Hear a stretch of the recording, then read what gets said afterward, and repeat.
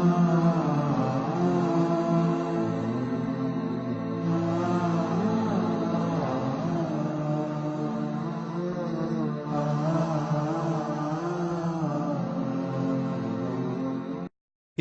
شهيدا علمنا معنى العزة والإباء نراه نجما ساطعا يتراءى।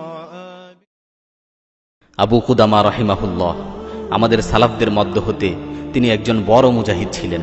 জিহাদের ময়দানে তার জীবনের অধিকাংশ সময় অতিবাহিত হয়েছে। বিশেষ করে রোমানদের বিরুদ্ধে তিনি অনেক যুদ্ধ করেছেন। আবু কুদামা রাহিমাহুল্লাহ একবার মসজিদে নববীতে বসে তার আরব বন্ধুদের সাথে গল্প করছিলেন। তখন তার বন্ধুরা বলল, আবু কুদামা, তুমি তো সারাটা জীবন জিহাদের ময়দানে কাটিয়েছ, জীবনে অনেক জিহাদ করেছ। আজকে তুমি আমাদের জিহাদের ময়দানের এমন একটি ঘটনা শোনাও যে ঘটনাটি তোমাকে সবচাইতে বেশি আশ্চর্যান্বিত করেছে।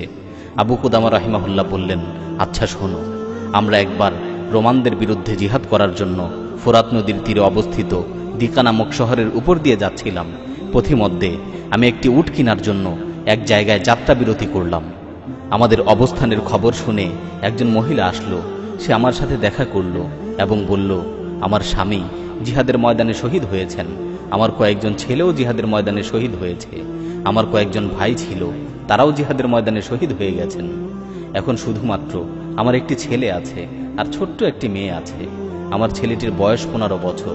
সে হাফেজে কোরআন, হাদিসের ব্যাপারে ভালো জ্ঞান রাখে, দক্ষ অশ্বারোহী, দেখতেও খুব সুশ্রী। আমার খুব ইচ্ছা ছেলেটিকে জিহাদে পাঠাবো, কিন্তু সে একটি কাজে শহরের বাইরে গেছে, এখনো পর্যন্ত ফিরে আসেনি। অপেক্ষায় আছি, সে আসলে আপনার সাথে জিহাদে পাঠিয়ে দিতাম। আর এখন আপনাকে দেয়ার মতো আমার ঘরে কিছুই নেই।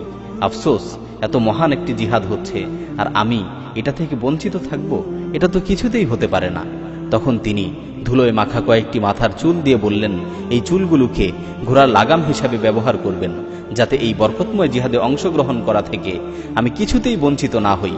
আবু কুদামা রাহিমাহুল্লাহ বলেন, আমি চুলগুলো নিলাম এবং তার ছেলেকে দেখার জন্য কিছুক্ষণ অপেক্ষা করলাম, কিন্তু তার আসতে দেরি হচ্ছে দেখে আমরা গন্তব্যের দিকে রওনা হয়ে গেলাম। অনেক পথ অতিক্রম করার পর দেখতে পেলাম পিছন দিক থেকে একজন অশ্বারোহী ধুলো উড়িয়ে ঊর্ধ্বশ্বাসে ছুটে আসছে।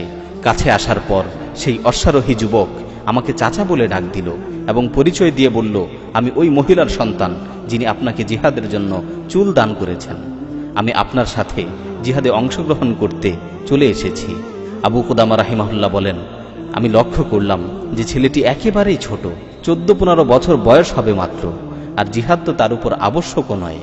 তাই আমি তাকে লক্ষ্য করে বললাম, বাবা, তুমি বাড়িতে ফিরে যাও, তোমার মায়ের তো কেউ নেই, তুমি বাড়িতে গিয়ে তোমার মায়ের পাশে থাকো, মায়ের খেদমত করো, মায়ের দেখাশোনা করো।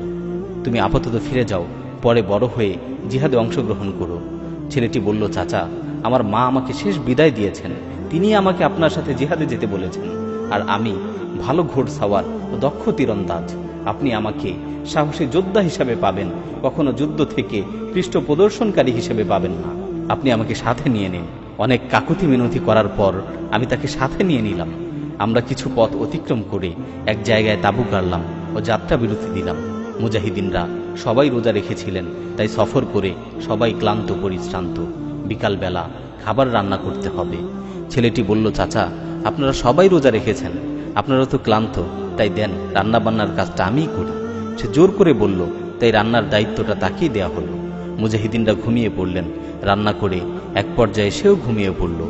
আবু কুদামা রাহিমাহুল্লাহ বলেন, আমি ঘুমন্ত অবস্থায় ছেলেটির দিকে তাকিয়ে দেখলাম সে ঘুমের মাঝে মিটমিট করে হাসছে। আমি অন্যান্য মুজাহিদ সাথীদেরকেও বিষয়টি দেখালাম। ছেলেটির ঘুম ভাঙার পর তাকে জিজ্ঞাসা করলাম, তুমি হাসছিলে কেন? সে বলতে চাইল না। অনেক জোরাজুরির পর সে বলল, আমি দেখলাম স্বর্ণ রৌপ্য দ্বারা নির্মিত বিশাল একটি প্রাসাদ। প্রাসাদটি দেখতে খুবই মনোরম ছিল, চাঁদের নেই উজ্জ্বল। অনেকগুলো সুন্দর মেয়ে সেই প্রাসাদ থেকে বের হয়ে আমাকে অভিবাদন জানাতে লাগলো, আমাকে অভ্যর্থনা জানাচ্ছিল। তাদের মধ্য থেকে একটি মেয়ে আমাকে ডাক দিয়ে বলল, হে মার্জিয়ার স্বামী, মার্জিয়া উপরে আছে। আমি প্রাসাদের উপরে চলে গেলাম।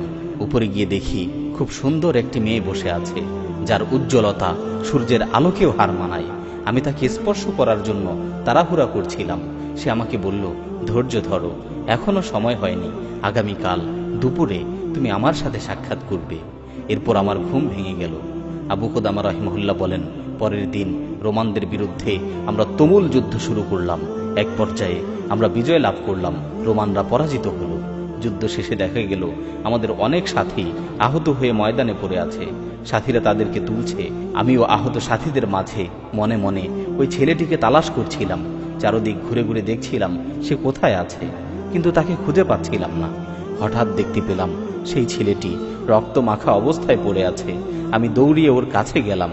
ও আমাকে লক্ষ্য করে বলল, চাচা, আমি তো শহীদ হয়ে যাচ্ছি।